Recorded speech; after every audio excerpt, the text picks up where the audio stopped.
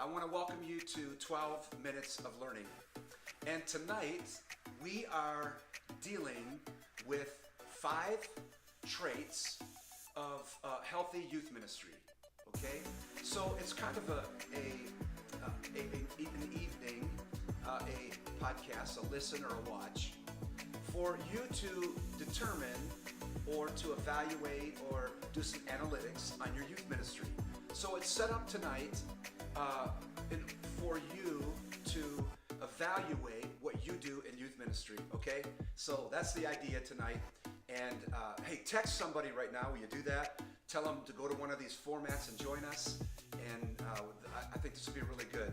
And then, of course, you know that we blog this and put it up on youthology.com, and you'll be able to get the manuscript to this also. So, 5 traits of a healthy youth ministry. Here's number 1. In evaluating your youth ministry, number 1 is a healthy youth leader. Okay? Critical to a healthy youth ministry is a healthy youth leader. I know you understand. It's simple, right? What a great way to start. Because the health of any organization depends upon its management, its execution, its vision and mission, its leadership. And that all comes directly from the leader. So I want to ask you 2 questions as the youth leader over your ministry. You might be a paid full-time staff. You could be part-time volunteer, like most of the churches in America. You've heard us talk about that before. 80%, between 75 and 80% of youth ministry in America is run by a non-full-time, paid youth pastor. So it's volunteer leadership. And so I want to ask you 2 questions. First of all, it's your spiritual disciplines, okay? And this is critical to your health because you set the ceiling and the bar for the youth ministry. So where are your spiritual disciplines? As you evaluate yourself as the leader, ask yourself a few questions. What about my Bible reading, my fasting, and my prayer? What about my disciplines in my personal relationships? Okay, whether that's a spouse or your children, or if you're single, your social relationships. How are those relationships?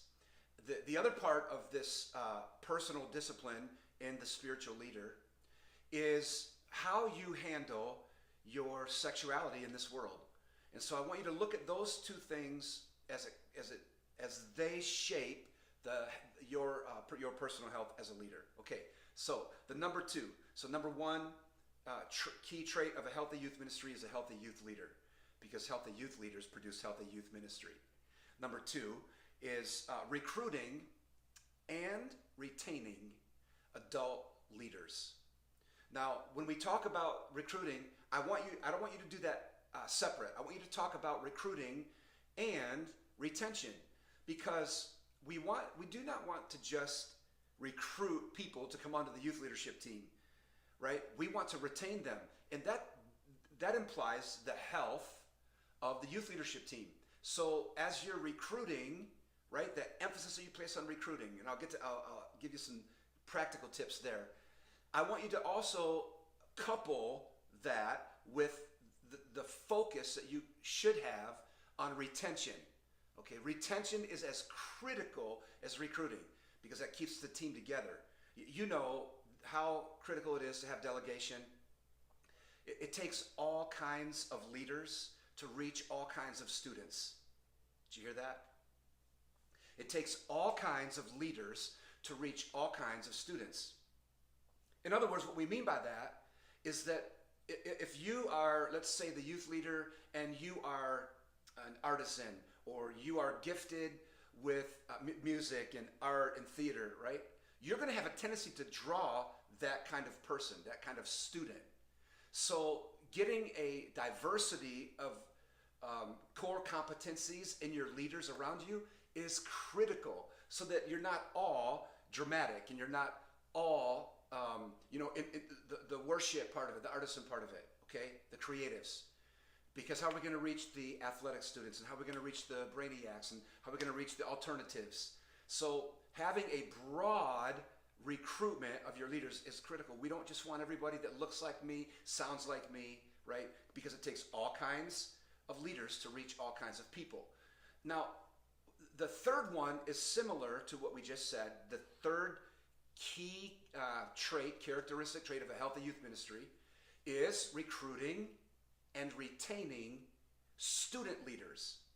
Okay, so that second one was adult leaders, recruiting and training adult leaders. The first healthy trait was a healthy youth leader. So I want you to think through student leadership. Man, not many people are doing it. Not many people take the time to develop student leaders. I don't know if it's because oftentimes they might think, man, you know, the students are inconsistent, or they don't have the time, or I don't have the time, you know, to work with them. The difficulty is this. If you're having a hard time recruiting adult leaders, then it must be certainly simpler to recruit student leaders, because we have a pool of students who are coming on a regular basis. So what I would suggest, first of all, in both of these areas on recruiting, adult leaders and student leaders, number one, pray. And I know this sounds so trite, but number one, you must pray about this. I have added leaders to my youth leadership team over the years, but by them coming to me saying, hey, you know, we've been praying, we've been watching the youth ministry, it's so healthy, right? Do you need leaders? And I know that was a direct result of God putting it on the heart of people, because I had been praying for them. So you want to pray them onto the team and let the Holy Spirit do that work. Second, look at that whole recruiting idea with adults and students. Look at that through the eyes of a healthy youth leadership team. Because I really believe that a healthy youth leadership team attracts other healthy youth leaders, student and adult. Because people say, what's going on there, right? And people are moved by that. So drawn to that, to healthy leaders, because healthy leaders produce this recruiting tool, avenue to other healthy leaders, okay? So number one healthy trait of a youth ministry is a healthy youth leader. Number 2 and 3 are recruiting and retaining adult and student leaders. Let me give you one more thing on that retention, okay? The retention of adult and student leaders begins with recruiting the right people, okay, and not being desperate, okay? But it must involve the process of leadership development and training. And I don't believe that you can do adequate, okay, hear me, adequate, substantial, let's move past adequate to substantial leadership development and training if you're not meeting on a regular basis. Now, I know most groups don't even meet, some don't even meet monthly, and it's quarterly when you have your leadership training. I get that, but hear me, you must develop at least a monthly leadership development, leadership training with your leaders, adults and students. And I'm going to blog this week, and I'll put in like a queue or an order of the leadership training sessions, and give you some ideas on how to do that. I don't want to take the time to do that live, okay? So you'll check it out, youthology.com, you can see that, all right? Okay, hey, number 4, healthy characteristic trait of a characteristic trait of a healthy youth leadership, youth ministry, is campus access, okay? Ministry in context. You know, if missionaries came to youth ministry today, they would look at the way that we approach youth ministry and be confused. I've spoken to missionaries about this. They would be confused because they would ask themselves and us, okay, this is a rhetorical question, why are youth leaders not on campus? Why are youth leaders not at the coffee house with students, not on their own, okay, doing their social media? Why are youth leaders not at games or theater events or band competitions, a track meet on a Saturday? Why are leaders not having students, meeting students in their context? Because that's what missionaries do. It's called missiology, the study of context or cross-cultural work. So hear me. I don't believe that you can have a completely healthy youth ministry and not be on campus. Now, I get it. I get it. The defense is, well, I don't have the time. The defense is that campus is closed. The campuses in my area are closed because somebody, ruined it for us and closed the door. I get all that, but I'm not talking about going on campus and teaching in the classroom necessarily, although that is a great alternative. I'm not talking about going to the cafeteria and bringing pizza in and just sitting with your students. Okay? No, it's a great alternative if you're able to do that. To be honest, I'm not even simply talking about buying a sports season pass and going to games and sitting in the stands, or like I used to, sit in the student section, paint my face, right, and get all crazy and meet students. Okay? Those are all ideas, and they may not work in your setting. But let me tell you this, the number one way that you access the high school campus is through your campus missionaries. That's your students. So I truly believe that you can increase campus presence by simply making it a priority, making it a focus of your youth ministry, your language, your messaging, your series, your topics. Saying to the students every Wednesday, my students heard me say this on a regular basis. Hey, Friday night, we'll be at this game. Or, hey, don't forget to attend your FCA, Fellowship of Christian Athletes, or the Bible Club at your school. Don't forget to be there. I'm going to come by and I'm going to visit it. Don't forget, see you at the pole. I'll be at the track meet on Saturday. I'd love to see you all there. Just by that kind of promotion of school ministry, your students begin to catch a fire for it. Your students begin to see how important it is to you, and the culture of the youth ministry begins to be campus access, context, okay? All right, the fifth thing in our characteristics of a healthy youth group, okay, the fifth thing is neutral site events. Neutral site events. You've heard me talk about this before. We did a session this week in Wisconsin with youth leaders where we spent some time on this because the leaders were like, okay, hey, tell me about that. How do we do this? What I mean by neutral site is that we're not always inviting teenagers to come to the church, but we are bringing the church to them. We're not all, listen, sometimes it's easier to bring Jesus to people than people to Jesus. And so I want you to consider a few events, such as, instead of having all of your small groups at the church, have your small groups in homes, at the mall, at a donut shop, at the airport. Get creative with where you hold small, at the school. Because we have to bring our students to the neutral site where they can serve, where they know that they can serve God outside the church. Because otherwise, I feel like we have created codependent students.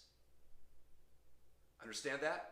Students who think, man, I only serve God if I'm at church, or I only serve God and read the Bible and worship if I'm at the youth group. So we've got to change that. That's got to change, okay?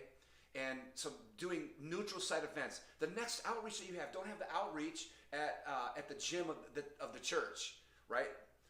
Don't do the next outreach in the backyard of the church or whatever. Get into neutral site settings in the community, all right? So those, okay, hey, I give you 5, right? You know what? I'm going to give you a freebie. We're at 14 minutes, but can I give you one more?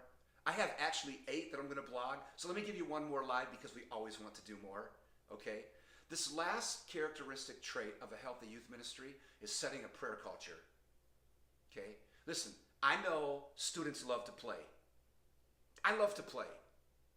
We played on a regular basis in our youth ministry, but we separated play and pray. Okay, let me get to that. I believe that if you try to attempt both play and pray at the same time in the 90 minutes that you might have on a Wednesday night, I believe that one of them is going to suffer because you really can't do them well. So what I'm saying is you need to decide that this Wednesday night or Friday night or Sunday ministry set, that service time when you guys meet, what is that going to look like? And what we did is we made that prayer. We made that spiritual. And our kids knew that they could bring their friends because this is what we were going to do. This was the culture of Wednesday evenings when we met, okay? But we also had a once a month event, okay, where our students knew that we were about to play, not just pray. And we dealt with both sides of the youth ministry, okay? Because we want to do everything we can to be into their life and into their world, and that's what some of these principles talk about. So that whole argument of play and pray and creating a prayer culture. Listen, I don't want my students to come out of the youth ministry and say something like this. You know, I never learned how to pray there. I mean, I had a blast, but I never learned the Ten Commandments. I never learned what the Sermon on the Mount was, the difference between the Old and New Testament, the fruit of the Spirit, the gifts of the Spirit. I never understood theology or the spiritual part of it through preaching and right? But I had a blast. No, I wanted my students to say, you know, they taught me how to pray. They taught me how to read the Bible. They taught me how to share my faith with my friends. So in order to create a prayer culture, it's going to require some commitment out of you. Because listen, this is the church. We're not an entertainment organization. Okay? This is not an entertainment organization. We're not big brothers or big sisters, as great as that organization is. We're not the Salvation Army. We are the church of Jesus Christ. And youth ministry in the church needs to represent, needs to be understood as a house of prayer, just like Jesus called it in the book of Matthew. Okay? So, hey, thank you for listening in. You know where to join us. It's down there on the screen there. And you can follow up with us in all kinds of formats. Hey, next week, Q&A. Will you send in your questions? Next week, straight Q&A. Listen, I'm not doing any work on it, no study on it. So when you call in, maybe you can send some questions ahead of time. We've done that in the past, but we haven't done a Q&A at the start of 2019. So again, thank you for listening to episode number 33 of 12 Minutes of Learning from Youthology Live on Sunday nights. God bless you. Have a great week, and we'll see you next week for a live Q&A.